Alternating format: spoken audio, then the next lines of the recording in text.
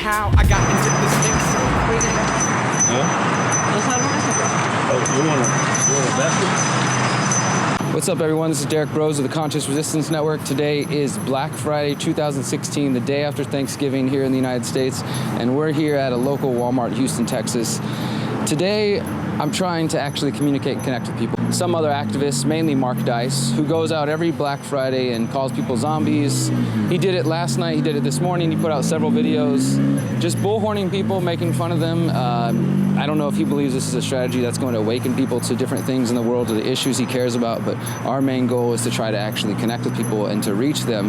That's what the Conscious Resistance is about helping people grow as individuals, find the answers themselves, and then hopefully move us towards a more free world, a more conscious world. So what we're going to do today is we're going to try to talk to people, see what they think about the election, Donald Trump, the future of this country, and get them to focus on solutions, maybe think about solutions they haven't considered before.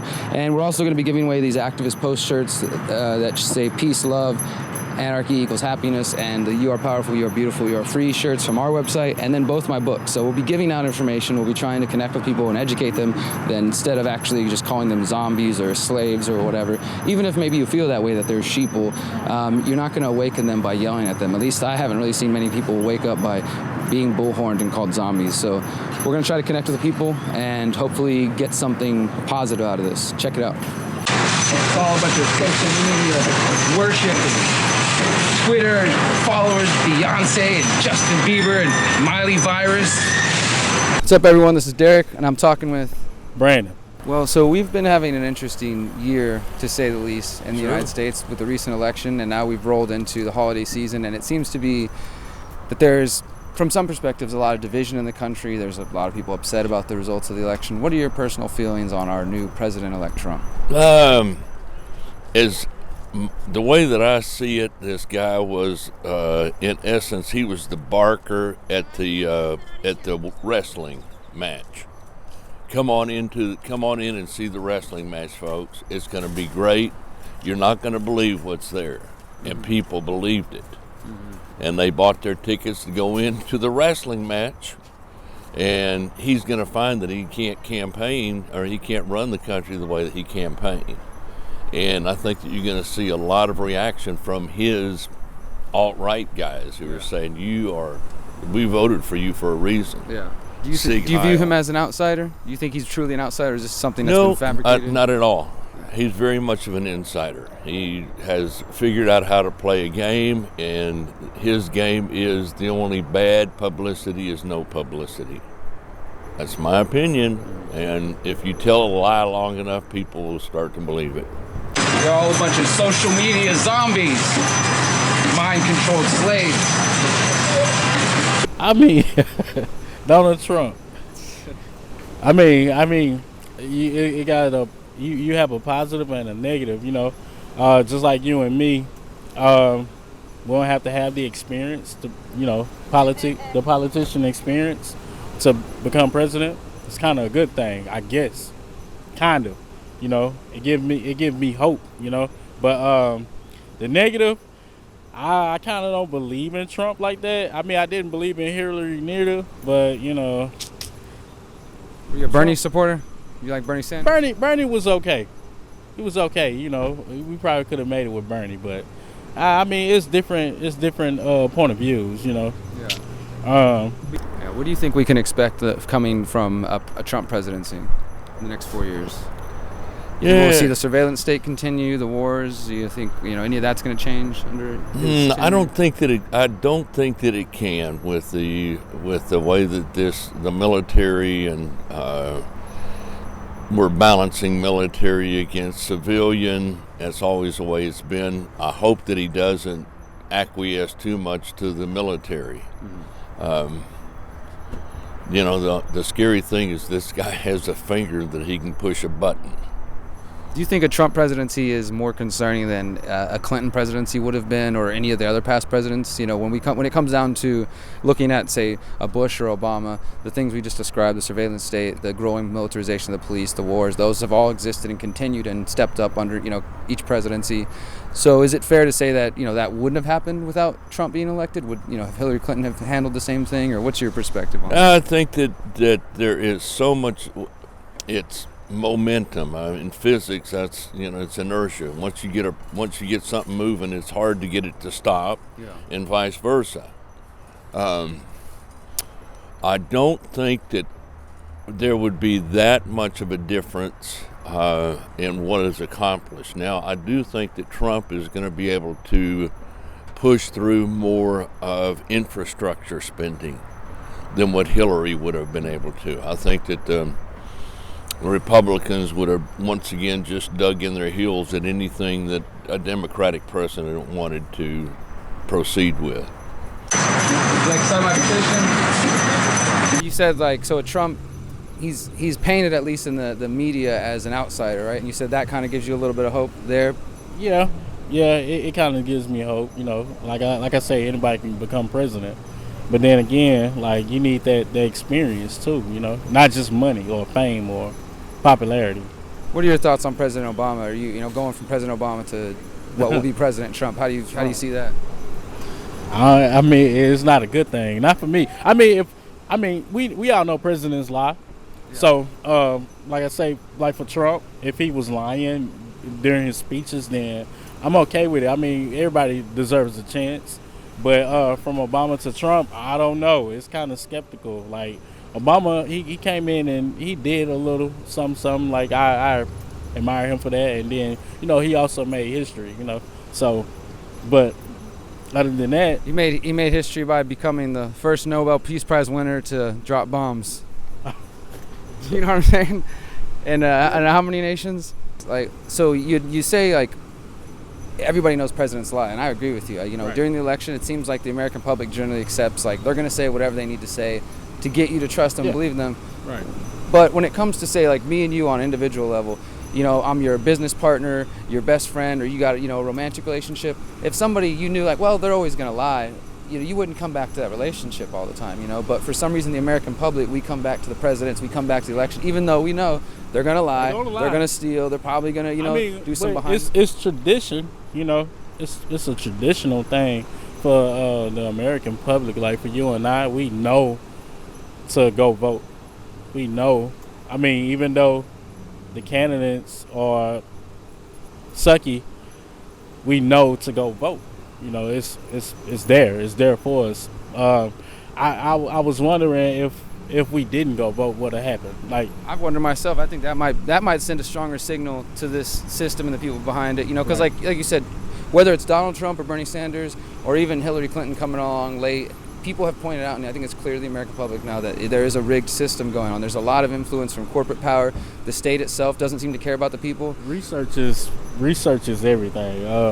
I'm not gonna say don't believe everything you see on the internet, but if you go read and do your research about what you think that is what's the word for right, moral, just.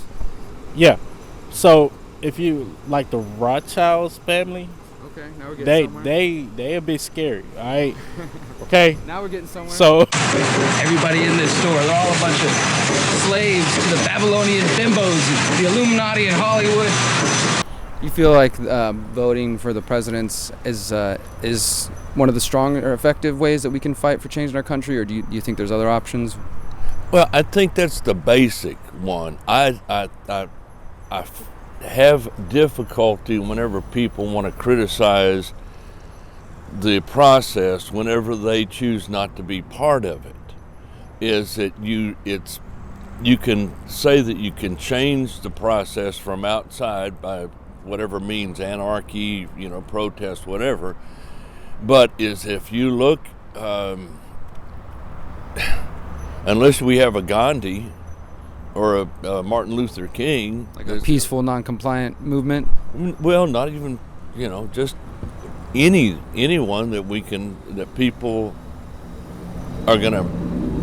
A leader that the whole country can start to accept. Whether that message is accepted at first, I think that's a lot of where a lot of millennials, younger folks, heard what Bernie Sanders' message was, and were trying to change it from the inside, and we see how difficult that was. Yeah, and I mean that's where I think I would challenge the thinking on saying that, because I do think there's a couple different groups we're looking at when it comes to people who don't vote or don't participate in the political process. You have those who are maybe not participating out of apathy. They haven't never cared. They're probably not going to, so they just ignore the whole thing. That's right. Then you've got those who have maybe voted a few times, or they were ready to vote this time, the millennials per se, and now they've become disenchanted, so they're either ready to give up or they're pursuing some other option. They're looking for something. And then, as you said, those who feel like this is the strongest way, we got to participate in that process to try to change it from within. Well, I think where we have to really change is what our process is on having people eligible to vote. We forget as a country that it wasn't until the election of 1824 that a white man could vote, but that was the first time that he didn't have to own property. Yeah. When did the women get to vote? Do you feel like, though, the voting system has changed much since then? Obviously, we have women, we have people of color allowed to vote, we have people without property allowed to vote now, but as I believe this election has clearly shown, whether you're a Bernie Sanders supporter, a Trump supporter, or a Clinton supporter, that there's definitely some rigging going on in our system, whether it's the corporate and the state power. And those mechanisms, they seem hard to overcome within just the confines of the system that they lay out before us. They're saying, here are the tools that you can try to climb over our walls and change, take down the king and change the system, right, but only if you do it with the tools that we provide you. And I try to pursue methods that don't include apathy and don't include violence, of course. Sure. And except for locally, rarely include voting, especially when it comes to president, because I find that I'm able to vote more with my actions, building community gardens, being involved in a community house that's promoting awareness on important topics, the Dakota Access Pipeline, surveillance state, showing people in my community, here are steps we can take, and at the same time still raising awareness to the crimes of those corporate, government political figures, but not resting my final hope in that they're going to achieve the change, because I truly do believe that we are the change that we want to be, and that starts in our own communities. And perhaps if from now till 2020 we focus more on that, maybe we would find that the presidents become a lot less relevant in our lives. Well, I want to just one more thing, and I'll let you go. I appreciate your time, brother. So you said we all know to vote because, and I think the reason is because from the moment you get into that school, the state system, what do? They have you pledge allegiance to the flag. Yep. They show you the presidents, and they talk about them all like they're a bunch of heroes, even though me and you can sit here and say, well, look, we know they probably all lie. And you look back through all the presidents, they've all told a lie or two a few different times. Right. And they try to justify it and say it's in the best of the American interests. Right. But a lot of times, especially now in 2016, those American interests don't really align with the average person like me and you out here on the ground level, So we really don't see the change, we only feel the laws, and the thing about the law, when they put the law in place, we only know when we get in trouble, Yeah. So we don't see the change. They're focused more on the people, on us, but not on the crimes of the state and them. Well, is it, as we've seen across the country, the Republican message of conservatism it seems to ignite their base more than it does the progressive. Mm-hmm. And by that I mean is that they go in and become involved locally. Mm-hmm. School boards, and that's where you end up, where Texas is, what the you got them teaching religion in schools. Yeah, they got them teaching religion, and you got them, anti-immigrant views. Anti-immigrant views is that you have that at the base. Mm-hmm. If anything, I think this election may have awakened the progressives to say, hey, we're smarter than them. That's typically what progressives feel, I think. And, I tend to agree with them. Their IQ tends to be a little bit higher across the board. I didn't say that, bless me, Lord. Okay. So maybe then the hope is that a Trump presidency, the fear of that Trump presidency actually ignites those who fell asleep under the Obama administration, were unwilling to call Obama out for his mistakes, maybe now feel empowered and emboldened by a Trump presidency. Yeah. Maybe we could get them back out in the streets, like we could see the anti-war movement of 2003, 2004 come That's back right. or something. Yeah, I would like to see that. That's something that we can hope for, I think. Yeah, but I think is it opening up the voting process. In how many countries can you vote electronically?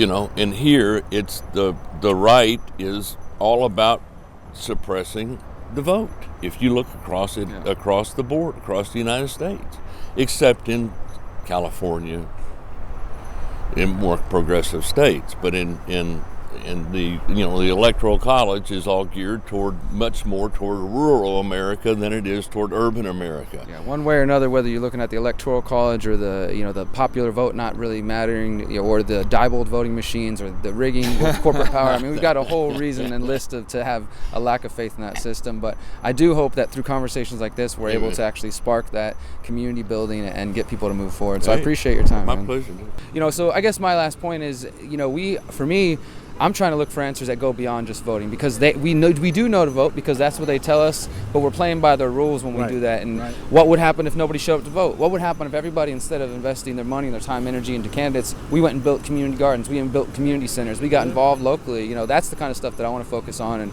I hope that maybe that's giving you a little bit to think about. And maybe in 2020 we'll have more people not showing up to vote, but voting with their actions in their community. Right. Anything else you want to say, brother? I mean, I thought hey man, this is a great guy. Like y'all really tune in to this man. I believe he wanted to send out a message. Thank you for the Let me get you interview. a free shirt then. All right.